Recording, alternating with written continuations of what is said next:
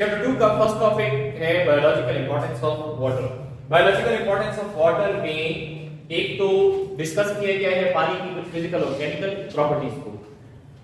असल टॉपिक जो समझने वाला है वो क्या है? असल टॉपिक जो समझने वाला है वो ये है कि पानी का रोल हमारे बॉडी के अंदर क्या है। पानी का रोल हमारे बॉडी के अंदर क्या है?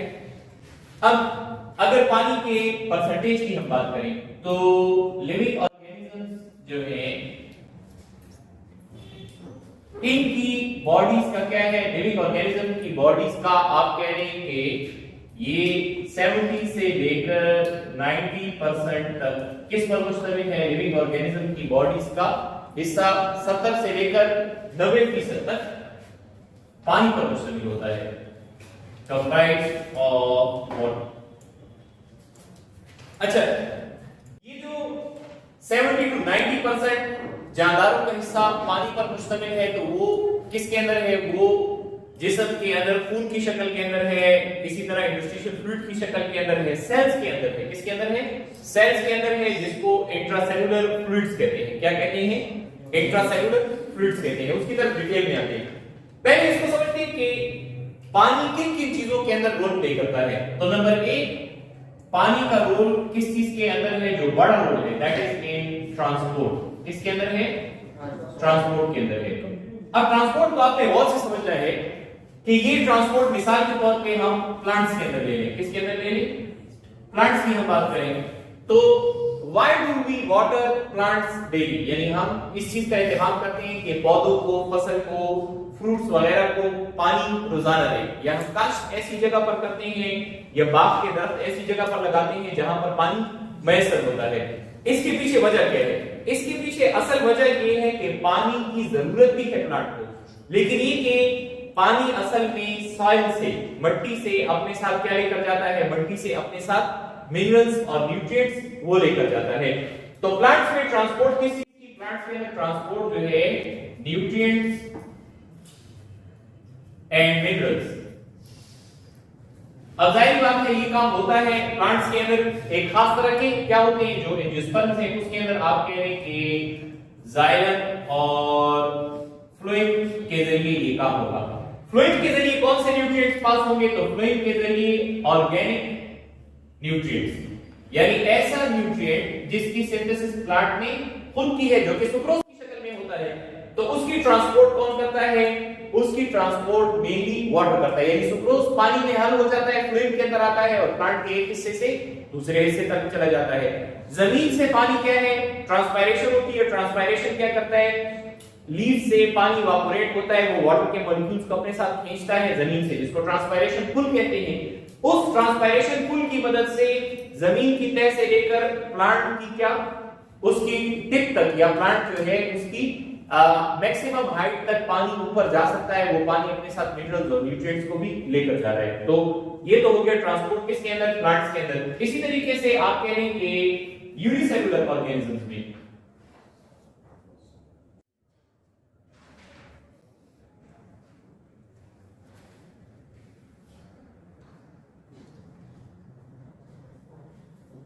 यूनिसेलुलर ऑर्गेनिज्म की अगर बात करें तो इसमें भी क्या है?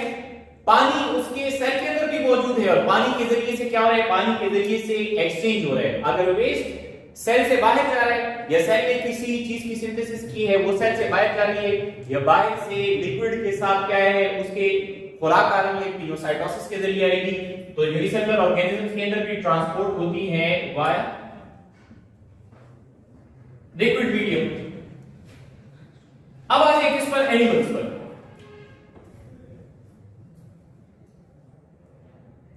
एनिमल्स की अगर हम बात करें ना तो एनिमल्स में पानी के जरिए ट्रांसपोर्ट कैसे होगी? इसके लिए एनिमल्स को हमने तकसीम करना होगा 3 ग्रुप्स में। कितने ग्रुप्स में तकसीम करना होगा? 3 ग्रुप्स के अंदर तकसीम करेंगे। एक ग्रुप एनिमल्स का वो है जिसके अंदर कोई सर्कुलेटरी सिस्टम नहीं है, दूसरा वो है जिसमें ओपन सर्कुलेटरी सिस्टम है, और तीसरा वो है जिसमें क्लोज्ड सर्कुलेटरी सिस्टम है। ये सारे डिटेल से इंशाल्लाह चैप्टर 9 में हम पढ़ेंगे, लेकिन यहां पर उसका एक क्या है, क्विक ओवरव्यू दे रहे हैं। सपोज दैट वी से कि कोई सर्कुलेटरी सिस्टम नहीं है, नो सर्कुलेटरी सिस्टम। जैसे मिसाल के तौर पे आप स्पंजेस को ले लें। किसको ले लें? स्पंजेस को लेते हैं, या हम कह रहे हैं कि ओपन सर्कुलेटरी सिस्टम,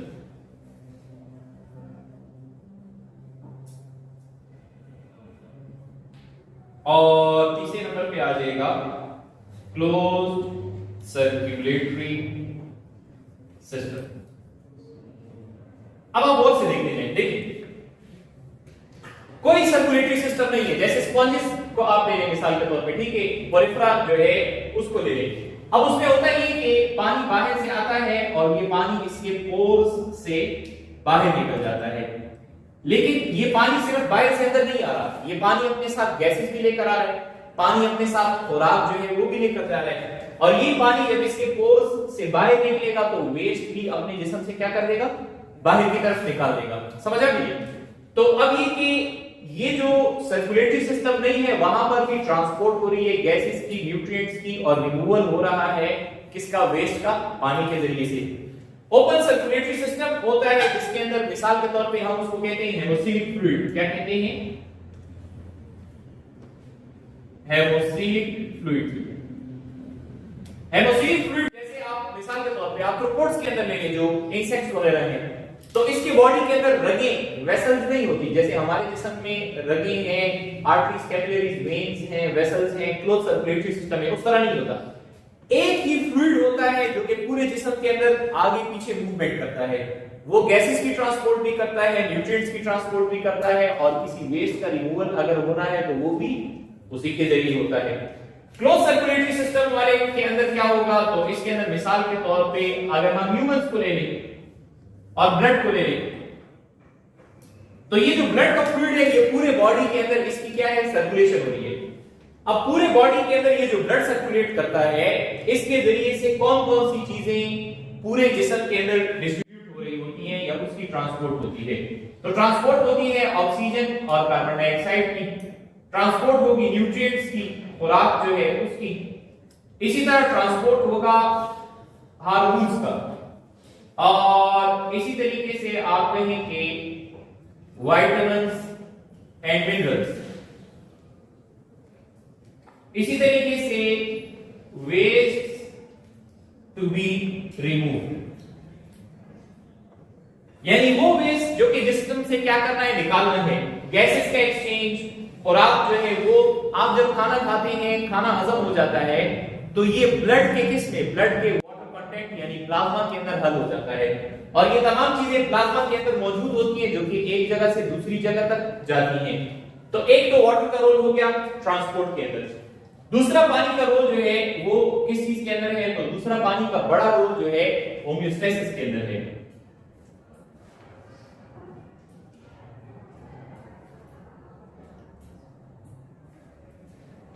होमियोस्टेसिस में पानी का रोल क्या है, तो होमियोस्टेसिस का रोल जो है that is osmo regulation and excretion, यानी हमारे जिस्म में अगर लिक्विड की मिकदार को बरकरार रखना है, फ्लूइड्स की मिकदार को बरकरार रखना है, या बॉडी से नाइट्रोजनस वेस्ट का रिमूवल करना है, तो दोनों के अंदर एक इंपॉर्टेंट रोल है किसका, वाटर का। ठीक है, तो वाटर का रोल किसके अंदर,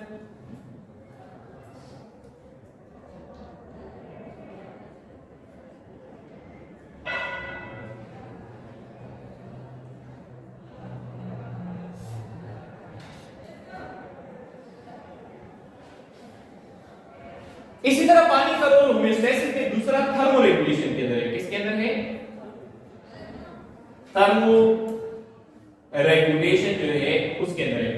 और थर्मो रेगुलेशन के अंदर किस तरीके से है कि हमारे बॉडीज का जो वाटर कंटेंट है वो हीट एब्जॉर्ब कर लेता है, यानी सेल्स की मेटाबॉलिज्म के नतीजे में जो रिएक्शन हो रहा है, उस रिएक्शन के अंदर जो हीट रिलीज हो गई, तो वो हीट बॉडी का वाटर कंटेंट क्या करता है, स्टोर करता है, और उसी की वजह से बॉडी के अंदर हीट क्या हो जाती है, महफूज या कंजर्व हो जाती है। तो ये दूसरा बड़ा रोल हो गया उसका किस चीज के अंदर, homeostasis, excretion, osmo regulation and thermo regulation जो है इसके अंदर।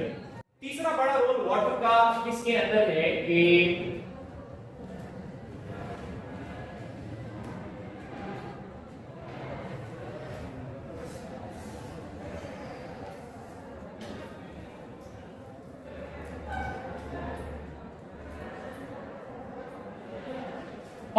एक प्रॉपर्टी ये है कि ये यूनिवर्सल सॉल्वेंट है और उसकी इस प्रॉपर्टी की वजह से कि ये यूनिवर्सल सॉल्वेंट है तो वाटर जो है मिसाल के तौर पे हम ले लें किसको, साइटोप्लाज्म को, किसको ले लें, साइटोप्लाज्म को ले लें।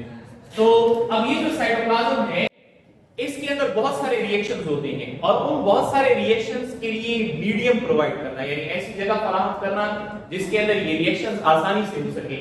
तो ये भी इस वजह से है कि पानी क्या है, यूनिवर्सल सॉल्वेंट है या उसकी यूनिक फिजिकल और केमिकल प्रॉपर्टीज हैं। अब इसके साथ हम एक और चीज को भी डिस्कस कर लें कि ह्यूमन बॉडी के अंदर जो वाटर कंटेंट है, ह्यूमन बॉडी का जो क्या है वाटर कंटेंट है वो कितना होता है। तो आप अगर गौर से देखें तो मिसाल के तौर पे अगर एक शख्स है और उसका वेट कितना है 70 केजी है, एक एवरेज एडल्ट है जिसका वेट कितना है 70 किलोग्राम है, तो इस 70 केजी की बॉडी के अंदर जो TBW जिसको हम कहते हैं total body water, total body water, ये टोटल बॉडी वाटर तकरीबन 42 लीटर तक होगा। कितना होगा, यानी एक शख्स जिसका वजन 70 किलोग्राम है तो इस शख्स के बॉडी के 70 किलोग्राम में से कितना पानी मौजूद होता है, तो तकरीबन 40 से 42 लीटर पानी उसकी बॉडी के अंदर मौजूद होगा। तो इन 42 लीटर्स के अंदर जो तकसीम होती है वो किस तरह से होती है कि एक को हम कहते हैं इंट्रा सेलुलर फ्लूइड्स, इनको ICH से हम प्रेजेंट करते हैं, और दूसरे को हम कहते हैं extra cellular fluids. Extra cellular fluid जो है इसको ECH से हम प्रेजेंट करते हैं। अब इंट्रासेलुलर फ्लूइड से मुराद क्या है, इंट्रासेलुलर फ्लूइड से मुराद वही है कि जो उसके साइटोप्लाज्म का हिस्सा है, यानी जो कि सेल्स के अंदर है, इनसाइड द सेल्स। और दूसरे नंबर पे एक्स्ट्रासेलुलर फ्लूइड हुए कि जो सेल्स से बाहर है। मिसाल के तौर पे इसके अंदर क्या आ जाएगा, ब्लड इसके अंदर शामिल है, इसी तरीके से इंटरस्टिशियल फ्लूइड है, और इसी तरह इसके अंदर क्या आ जाएगा, लिम्फ आ जाएगा। क्या आ जाएगा, लिम्फ। और जो कि सेल्स के अंदर है वो साइटोप्लाज्म है, तो ज्यादातर हिस्सा इस पर मुश्तमिल है। आप कह सकते हैं कि ऑलमोस्ट 28 लीटर, और 14 से 15 लीटर जो है वो क्या है, यानी ब्लड, इंटरस्टिशियल फ्लूइड और लिम्फ, इन सब को मिला लें तो ये तकरीबन कितना बन जाता है, ये तकरीबन जो है आप 14 से 15 लीटर तक बन जाते हैं। यानी ब्लड हमारे बॉडी के अंदर एप्रोक्सीमेटली कितना है, 5 लीटर है। इसी तरीके से इंटरस्टिशियल फ्लूइड 10 से 11 लीटर होता है। लिम्फ की मिकदार जो है वो 2 से 3 लीटर होती है। ये वेरी करती है, यानी फिक्स्ड अमाउंट नहीं है। तो हमारे जिस्म के अंदर एक बड़ा हिस्सा किस पर मुश्तमिल है, वाटर पर, और पानी का रोल ट्रांसपोर्ट में भी है, ऑस्मोरेगुलेशन के अंदर भी है, एक्सक्रीशन के अंदर भी है, ये एक मीडियम भी प्रोवाइड करता है बहुत सारे रिएक्शंस के लिए। अब ये कि पानी का रोल इतनी ज्यादा चीजों के अंदर किस वजह से है, यानी पानी इतनी ज्यादा चीजों के अंदर हमें फायदा दे रहा है, उसके पीछे वजह क्या है, तो उसके पीछे वजह पानी की कुछ यूनिक फिजिकल और केमिकल प्रॉपर्टीज हैं, और पानी की उन प्रॉपर्टीज को यहां इस चैप्टर के अंदर डिस्कस किया गया है। कल हमने साथ में बात किस पर खत्म की, हमने बात इस पर एंड की कि वाटर जो है वो इतने सारे फंक्शंस परफॉर्म करता है। किस वजह से वाटर इतने सारे फंक्शंस परफॉर्म करता है, due to its unique physical and chemical properties. अब वो केमिकल प्रॉपर्टीज क्या है, तो उसके अंदर पानी का नेचर है, यानी सबसे पहली प्रॉपर्टी क्या है कि वाटर शोज पोलर नेचर।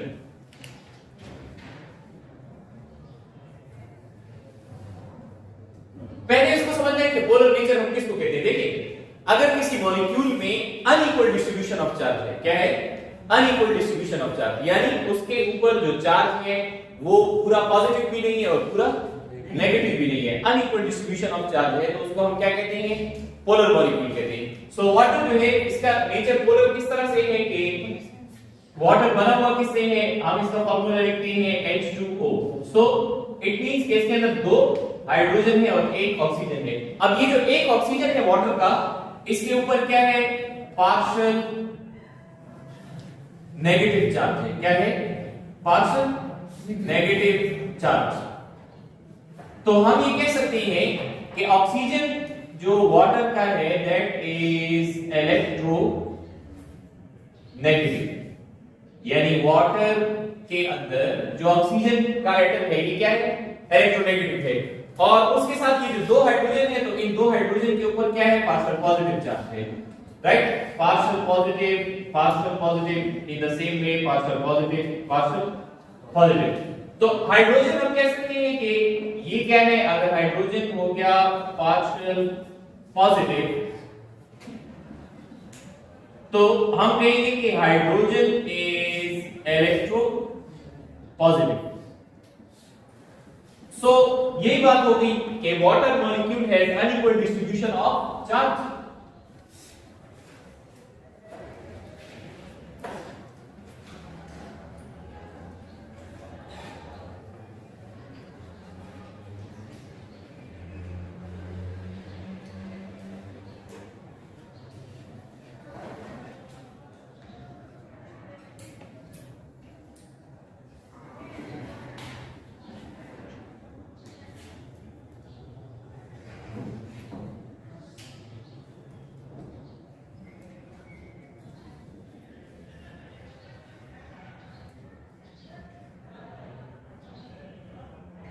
अच्छा, पानी के पोलर नेचर के साथ हमने क्या समझना है, पानी के पोलर नेचर के साथ हमने वाटर के बॉन्ड्स जो हैं उसको भी समझना होगा कि पानी के अंदर जो बॉन्ड्स हैं वो कौन कौन से हैं, और फिर ये कि इसका रोल भी हम साथ में समझेंगे कि किस बॉन्ड की वजह से पानी के अंदर कोई खास प्रॉपर्टी है।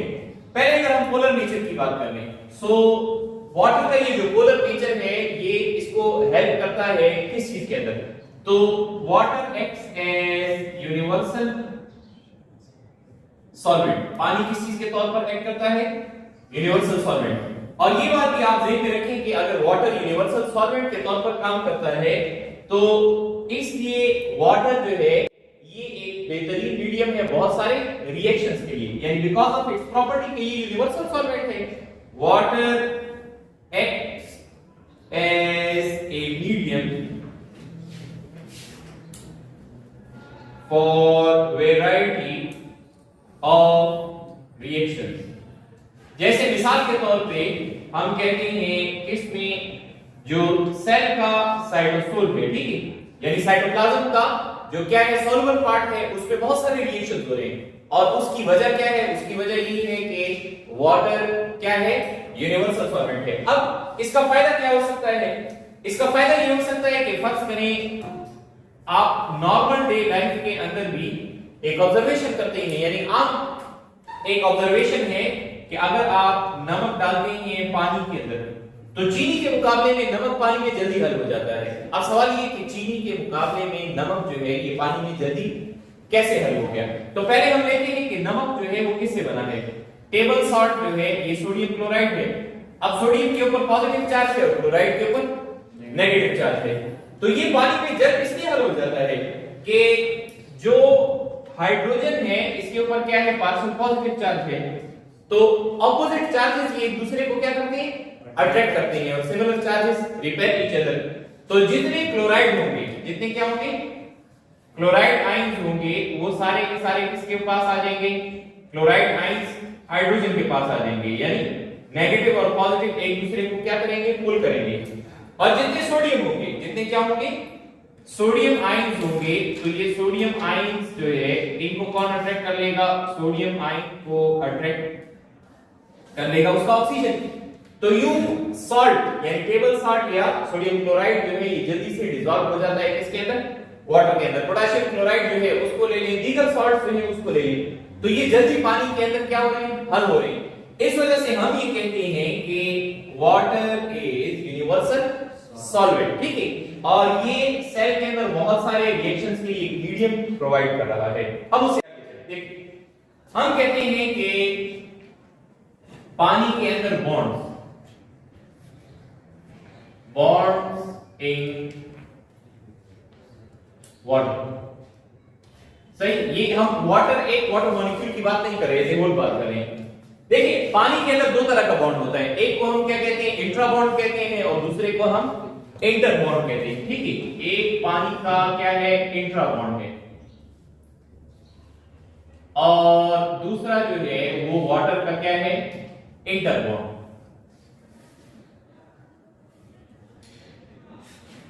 सो इंट्रा बॉन्ड का मतलब क्या है, इंट्रा का मतलब होता है इनसाइड, सही।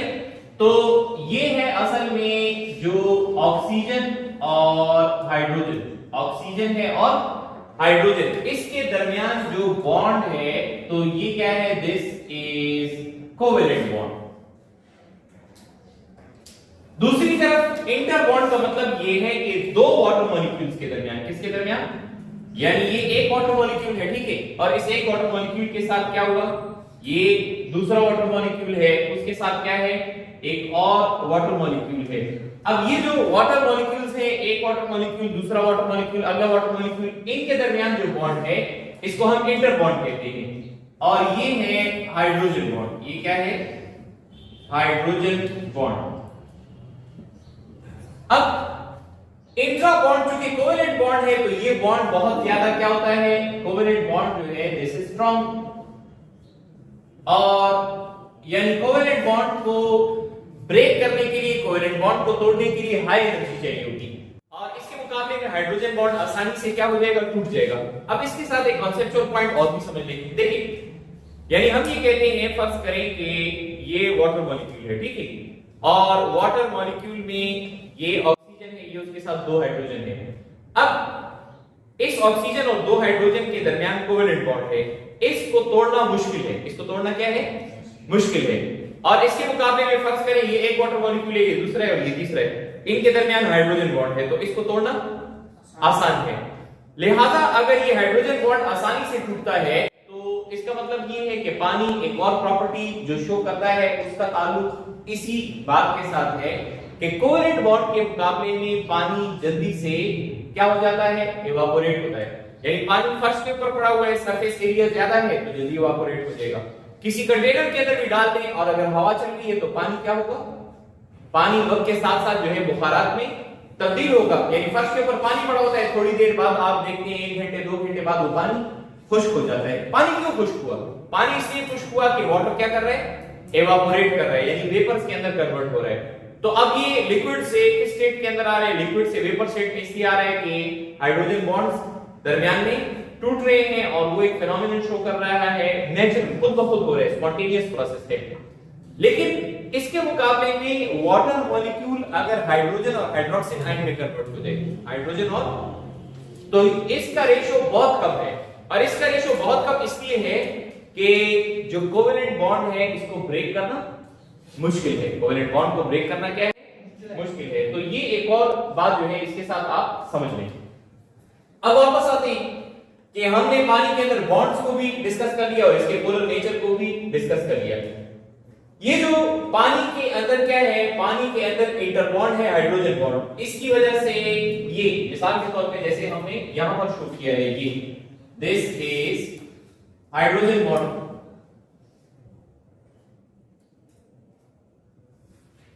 और ये जो हमने शो किया है ये वाला, ठीक है, दिस इज कोवेलेंट बॉन्ड। तो ये कोवेलेंट बॉन्ड हो गया और ये क्या हो गया, हाइड्रोजन बॉन्ड हो गया। अब आगे चलिए कि पानी का जो क्या है, पानी का ये हाइड्रोजन बॉन्ड किन चीजों के अंदर हेल्प करता है।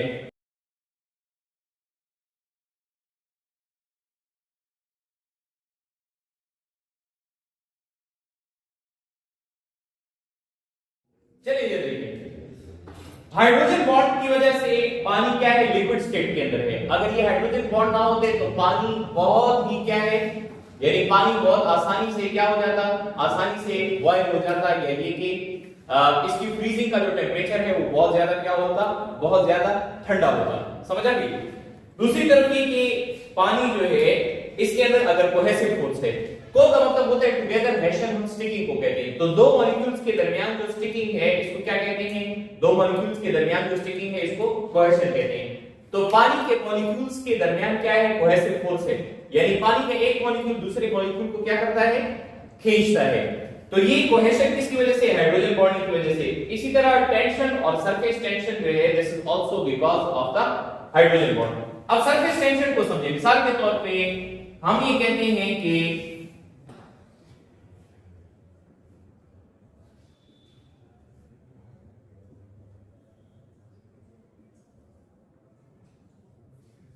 आप वाटर बॉडी ले लें, वाटर बॉडी से मुराद ये कि कोई झील ले लें, कोई पॉन्ड जो है उसको आप ले लें, या समंदर दरिया वगैरह के अंदर आप देखते हैं जो पानी की सतह है, ये क्या है, पानी की सतह, ये आप देखते हैं कि ये किसकी तरह है, this is like a spread sheet, यानी ये तली हुई चादर की माने होती है, ठीक है। पानी के सारे मॉलिक्यूल्स क्या हैं, पानी के सारे मॉलिक्यूल्स जो हैं वो एक दूसरे के साथ क्या हैं, जुड़े हुए हैं, कोहेसिव फोर्स है उसके दरमियान। तो उसकी वजह से ये पानी जो है ये अलग नहीं हो रहे एक दूसरे से, बल्कि एक दूसरे के साथ क्या है, जुड़ा हुआ है।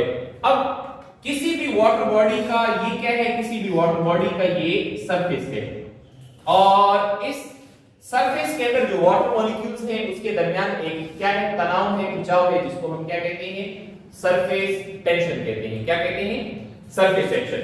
अब थोड़ा सा आगे चलें कि पानी के अंदर हमने ये डिस्कस किया कि हाइड्रोजन बॉन्डिंग की वजह से ये चीजें हैं। इसी तरह इसके पोलर नेचर का दूसरा फायदा क्या है, तो पोलर नेचर का एक फायदा तो हमने कहा कि यूनिवर्सल सॉल्वेंट के तौर पर काम करता है, और दूसरा उसका फायदा ये है कि पानी क्या करता है, पानी एडहेशन शो करता है। क्या शो करता है, एडहेशन। तो अभी तक जो चीजें हमने डिस्कस की उसमें इसका पोलर नेचर, इसका कोवेलेंट बॉन्ड जो कि इंट्रा बॉन्ड है, इंटर बॉन्ड, और फिर ये कि हाइड्रोजन बॉन्ड के क्या, हाइड्रोजन बॉन्ड की सिग्निफिकेंस की, उसकी वजह से पानी किन किन चीजों के अंदर रोल प्ले कर सकता है, या ये कि हाइड्रोजन बॉन्ड किसमें हेल्प कर रहा है। अब दो चीजों को आगे लेकर चलते हैं, एक कोहेशन और साथ में एडहेशन, फिर टेंशन वगैरह को भी डिस्कस करेंगे। प्लांट्स के अंदर एक फेनोमेनन होता है, जैसे आपके सामने डायग्राम में मौजूद है, जिसको हम कहते हैं ट्रांसपायरेशन। क्या कहते हैं, ट्रांसपायरेशन। ट्रांसपायरेशन किसको कहते हैं कि प्लांट के लीव्स में से क्या है, प्लांट के लीव्स में से पानी, यानी जो लीव्स हैं इसके एपिडर्मिस, लोअर एपिडर्मिस के अंदर क्या होता है, स्टोमेटा होता है, उस स्टोमेटा में से वाटर मॉलिक्यूल्स निकलते हैं और एवापोरेशन हो रही है, यानी जो पत्ते हैं उससे पानी के बुखारात निकल रहे हैं। इस प्रोसेस को हम ट्रांसपायरेशन कहते हैं। लेकिन असल में यहां पर ट्रांसपायरेशन को डिस्कस करने का मकसद क्या है, देखिए हमने कहा था कल जब लेक्चर को स्टार्ट कर रहे थे, ये बात डिस्कस की कि पानी ट्रांसपोर्ट के अंदर हेल्प करता है, और उस ट्रांसपोर्ट में हमने ये कहा कि प्लांट्स में जड़ों से लेकर उसके बिल्कुल आखिरी सिरे तक, यानी उसके टिप तक जो पानी का फ्लो है, जिसके अंदर न्यूट्रिएंट्स वगैरह जा रहे हैं, तो ये सारा कुछ हो रहा है किसकी वजह से, वाटर की वजह से। किसकी वजह से हो रहा है, वाटर की वजह से हो रहा है। अब ये कि अगर ये वाटर की वजह से हो रहा है तो ये कैसे हो रहा है उसको समझिए। देखिए जैसे ही पानी का ये एक वाटर मॉलिक्यूल इवापोरेट होता है, तो ये नीचे से अपने साथ दूसरे वाटर मॉलिक्यूल को क्या करता है, खींचता है। वो क्या करेगा, अगले वाटर मॉलिक्यूल को खींचेगा। इस तरह ये एक एक वाटर मॉलिक्यूल क्या है, एक एक वाटर मॉलिक्यूल दूसरे वाटर मॉलिक्यूल को क्या करेगा, पुल कर रहा है। एक एक वाटर मॉलिक्यूल दूसरे मॉलिक्यूल को क्या कर रहा है। अब एक और दूसरे वाटर मॉलिक्यूल के दरमियान क्या है, ये रेड कलर से जो है बता रहा हूं, ये हाइड्रोजन बॉन्ड है। हाइड्रोजन बॉन्ड की वजह से ये अगले मॉलिक्यूल, ये अगले मॉलिक्यूल, ये अगले मॉलिक्यूल को पुल कर रहा है, खींच रहा है। यानी एक ट्रांसपायरेशन हो रही है, उस एक ट्रांसपायरेशन की वजह से हर एक मॉलिक्यूल दूसरे मॉलिक्यूल को खींच रहा है। क्यों खींच रहा है, क्योंकि दरमियान में कोहेसिव फोर्स है। क्या है, और ये जो कोहेसिव फोर्स है, this is because of what, this cohesive force is because of hydrogen bonding. तो करते करते ये जो कोहेसिव फोर्स है ये कहां तक पहुंच जाता है, ये कोहेसिव फोर्स जो है रूट्स तक पहुंच जाता है। कहां तक पहुंच जाता है, रूट्स तक। तो वो टिप ऑफ द प्लांट से लेकर कहां तक, रूट्स तक, ये जो पानी का चैनल बना हुआ है जिसके अंदर टेंशन है, this is also because of hydrogen bonding. तो ये हो गई क्या, ये हो गई कोहेशन।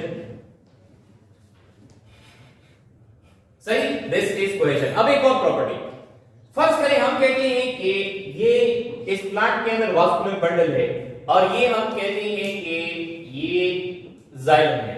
ठीक है, तो इस जाइलम के अंदर पानी का ये चैनल बना हुआ है। फर्स्ट करें, हम ये कहते हैं कि जाइलम नेगेटिवली चार्ज है। जाइलम क्या है, नेगेटिवली चार्ज है। तो अगर जाइलम नेगेटिवली चार्ज है तो इसके साथ जो इलेक्ट्रोपॉजिटिव एंड है यानी हाइड्रोजन, इलेक्ट्रोपॉजिटिव एंड यानी हाइड्रोजन वो स्टिकिंग करेगा, और हाइड्रोजन में अगर इसके साथ क्या की, स्टिकिंग की, तो यूं एडहेशन ने क्या किया हुआ है, एडहेशन ने उसको किसके अंदर, कैपिलरी जो क्या है, कैपिलरी एक्शन है उसके अंदर मदद दी है। यानी पानी एक बिल्कुल तनी हुई तार की मानिंद जो है यहां से लेकर वहां तक ट्रांसपोर्ट कर रहा है मिनरल्स की या न्यूट्रिएंट्स की। तो दूसरी चीज adhesion, and this adhesion is because of polar nature।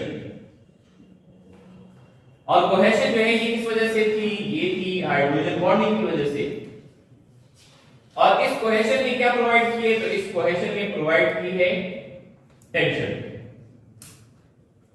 अब अगर आप इन चार वर्ड जो है इनको जोड़ दें तो ये एक खास तरीकेकार है जिसके जरिए वास्कुलर प्लांट्स के अंदर पानी के जरिए ट्रांसपोर्ट हो रही है, और वो जो ट्रांसपायरेशन पानी के मॉलिक्यूल्स को खींच रहा है इसको ट्रांसपायरेशन पुल कहते हैं।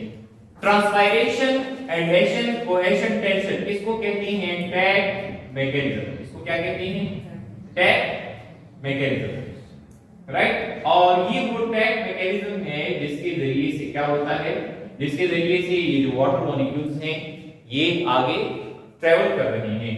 अगली जो प्रॉपर्टी हमने डिस्कस करनी है पानी के अंदर वो है स्पेसिफिक हीट और या हीट ऑफ वेपोराइजेशन पानी की।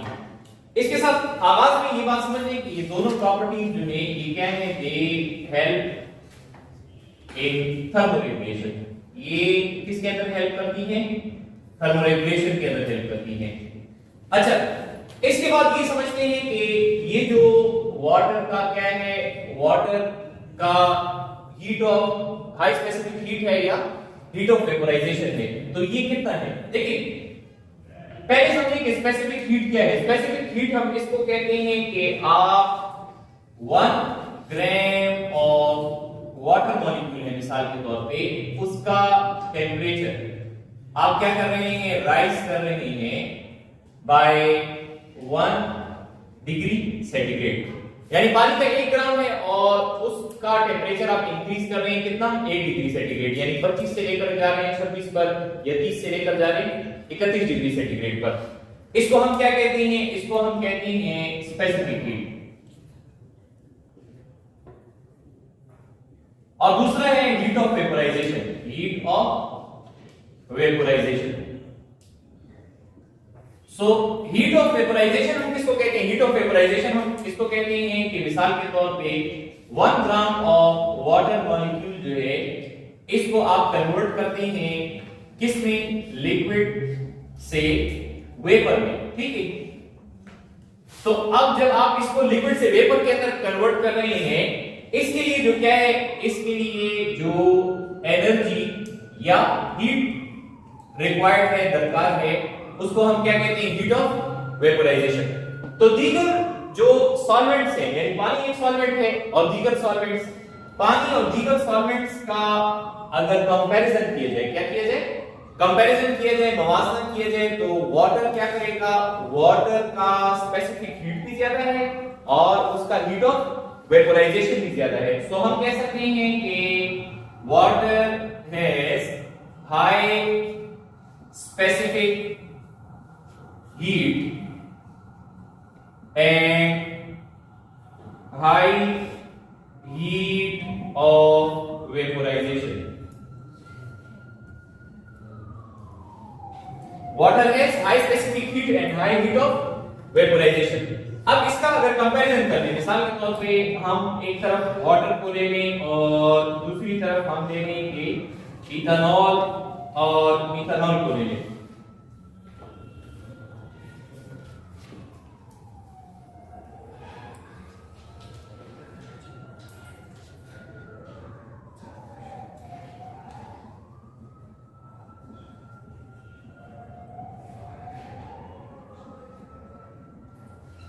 चलिए ये देखिए, तो पानी का स्पेसिफिक हीट कितना है, पानी का जो स्पेसिफिक हीट है वो हम कहेंगे कि दैट इज 4.18 जूल। कितना है, 4.18 जूल पर ग्राम सेंटीग्रेड आप कह सकते हैं। और अगर इथेनॉल और मिथेनॉल की बात करें तो ये रेंज करता है 2.4 से लेकर 2.5 जूल तक। अब ये कि आप यूं समझ लें कि वो टेम्परेचर जिस पर आप इथेनॉल या मिथेनॉल में 2 डिग्री सेंटीग्रेड का इजाफा कर सकते हैं टेम्परेचर का, उस क्या है उतनी एनर्जी में आप सिर्फ पानी के अंदर 1 डिग्री सेंटीग्रेड का फर्क लेकर आ सकते हैं। समझ आ गई? या आप ये कह सकते हैं कि पानी के लिए जितनी एनर्जी चाहिए उससे आधी एनर्जी या आधी हीट पर दूसरा जो सॉल्वेंट है वो क्या हो रहा है, गर्म हो रहा है, या ये कि उसका टेम्परेचर इंक्रीज हो रहा है। इसी तरह अगर हीट ऑफ वेपोराइजेशन की बात करें तो पानी का जो हीट ऑफ वेपोराइजेशन है दैट इज ऑलमोस्ट 40.7 जाउल्स। ठीक है, 40.7 जाउल्स पर सेंटीग्रेड केल्विन। और इसके मुकाबले में ये जो इथेनॉल या मिथेनॉल है तो ये रेंज करता है 28 से लेकर 35 जाउल्स तक। तो उसमें भी देखें, यानी ये जो दो सॉल्वेंट्स हैं, इन दो सॉल्वेंट्स के मुकाबले में पानी को क्या है, ज्यादा एनर्जी चाहिए। पानी को क्या चाहिए, जाउल जो है ये यूनिट है एनर्जी का, तो वाटर को क्या चाहिए, ज्यादा एनर्जी चाहिए। अब इसका फायदा क्या है, तो इसका फायदा ये है कि देखें, यानी वाटर क्या करता है,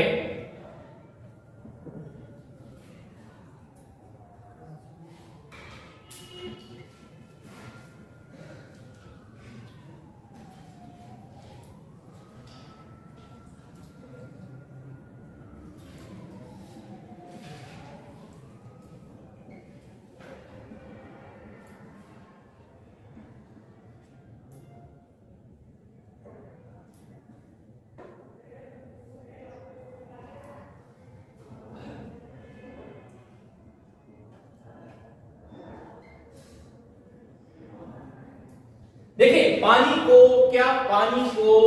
गर्म करने के लिए बड़ी मिकदार में क्या चाहिए, एनर्जी चाहिए। लेकिन एक दफा जब पानी गर्म होता है तो वो इतना जल्दी ठंडा नहीं होता।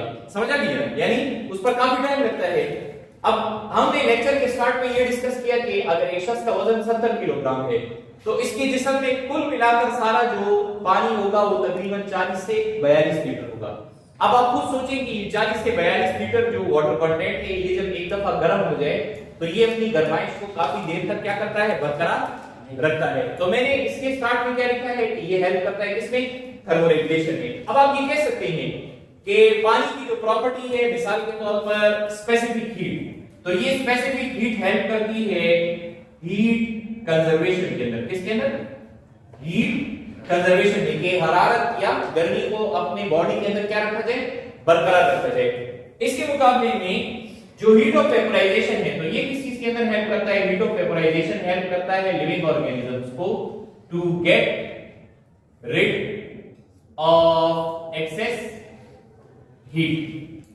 अब इसके साथ थोड़ी सी और डिटेल जो है रखें, जैसे प्लांट्स को हमने ले लिए। देखिए ये वाटर मॉलिक्यूल जब क्या होते हैं, वाटर मॉलिक्यूल जब इवापोरेट होते हैं तो ये यहां से अपने साथ किसको क्या करते हैं, यहां से अपने साथ हीट जो है उसको भी उठाते हैं। इसकी आसान मिसाल ये कि अगर कभी आपको सिरिंज के जरिए इंजेक्शन लगाओ तो जो भी नर्स या डॉक्टर होता है वो यहां पर क्या करेगा, स्पिरिट लगाएगा इंजेक्शन लगाने से पहले। जैसे ही वो स्पिरिट लगाता है तो ये जगह क्या हो जाती है, ठंडी हो जाती है। ये क्यों ठंडी होती है, ये इसलिए ठंडी होती है कि पानी के मुकाबले में जो मिथेनॉल होता है या मिथाइलेटेड स्पिरिट होता है वो जल्दी इवापोरेट होता है, यानी ज्यादा वोलेटाइल है। तो वो जब इवापोरेट होता है तो यहाँ इस जिल्द की जो हरारत है उसको भी अपने साथ क्या करता है, उठा लेता है। जब वो हरारत अपने साथ उठाता है तो ये जगह ठंडी हो जाती है। इसीलिए अगर आपने देखा हो गर्मियों में दरख्त के पास अगर आप बैठे तो वो जगह आपको क्या लगेगी, ठंडी लगेगी। वो इसलिए ठंडी लगती है कि दरख्तों में से मुसलसल क्या हो रही है, ट्रांसपायरेशन हो रही है। तो वो आसपास की जो जगह है उससे गर्मी को क्या कर रहा है, उठा रहा है। इसी तरह अगर आप ले लें कि ये आपकी जिल्द है, ये आपकी क्या है, जिल्द, और गर्मी में आपको पसीना आया हुआ है तो उस सूरत में यहां से जो स्वेट है, पसीना, तो ये पसीना यानी जब इवापोरेट होगा तो ये अपने साथ क्या करेगा, ये अपने साथ हरारत जो है उसको क्या करेगा, उठा लेगा। सो वी हैव सेड कि ये जो हीट ऑफ वेपोराइजेशन है ये हेल्प करती है to get rid of excess heat, यानी जो ज्यादा गर्मी है उससे निजात हासिल करने में हीट ऑफ वेपोराइजेशन हेल्प कर रही है। और हाई स्पेसिफिक हीट हेल्प करती है कि आप क्या करें, हीट को कंजर्व करें या स्टोर कर सकें अपनी बॉडी के अंदर। तो पानी में उसका पोलर नेचर हेल्प करता है किस चीज के अंदर? पोलर नेचर हेल्प करता है कि यूनिवर्सल सॉल्वेंट के तौर पर एक्ट करे, और इसी तरह पोलर नेचर हेल्प करता है कि वो एडहेशन करे। अगर पॉजिटिवली चार्ज सरफेस होगा तो ऑक्सीजन उसके साथ चिपकेगा, अगर नेगेटिवली चार्ज सरफेस होगा जैसे हमने यहां पर दिया है तो हाइड्रोजन उसके साथ क्या होगा? चिपकेगा। इसी तरह पानी के अंदर जो बॉन्ड्स हैं यानी हाइड्रोजन बॉन्ड, तो कोहेशन हाइड्रोजन बॉन्डिंग की वजह से, कोहेशन की वजह से टेंशन और सरफेस टेंशन है। इसी तरह हमने कहा कि जो पानी के अंदर बॉन्ड्स हैं यानी उसका इंट्रा बॉन्ड हाइड्रोजन और ऑक्सीजन वाला, ये क्या है? कोवेलेंट बॉन्ड है। इसी वजह से 1 out of 550 million water molecules ये क्या होते हैं? Ionize itself. यानी जैसे हमने ये पढ़ा कि पानी खुद से इवापोरेट होता है, तो पानी खुद से अगर आयोनाइज होता है तो कितने? अगर पानी खुद से आयोनाइज होगा, अगर पानी खुद से क्या होगा? आयोनाइज होगा, तो आप कह सकते हैं कि 55 करोड़, कितने? 55 करोड़ मॉलिक्यूल्स में से सिर्फ एक मॉलिक्यूल खुद से आयोनाइज होगा। और वजह ये कि यहां पर कोवेलेंट बॉन्ड है, और पानी आसानी से क्या हो सकता है? इवापोरेट हो सकता है, इसलिए कि इसके एक वाटर मॉलिक्यूल और दूसरे वाटर मॉलिक्यूल के दरमियान जो हाइड्रोजन बॉन्ड है वो इसके दरमियान और इसके मुकाबले में क्या है? वीकर है, कमजोर है। So polar nature, cohesion, tension, surface tension, high specific heat, high heat of vaporisation. इसके साथ एक और पॉइंट भी ये नोट कर लें कि वाटर जब भी फ्रीज होता है तो इसके ये हाइड्रोजन आयंस के दरमियान जो डिस्टेंस है उसका फासला ज्यादा हो जाता है, और पानी क्रिस्टल लैटिस में कन्वर्ट होता है। किसमें कन्वर्ट हो जाता है? क्रिस्टल लैटिस के अंदर कन्वर्ट हो जाएगा, और इसकी डेंसिटी भी कम हो जाती है। क्या हो जाती है? डेंसिटी। इसलिए जो बर्फ है वो हमेशा सतह ऊपर की तरफ आती है, यानी लिक्विड नीचे होगा और बर्फ ऊपर की जानिब होगी। तो इसकी वजह क्या है? इसकी वजह ये है कि पानी जैसे ही फ्रीज हो जाता है तो ये क्रिस्टल के अंदर कन्वर्ट होता है।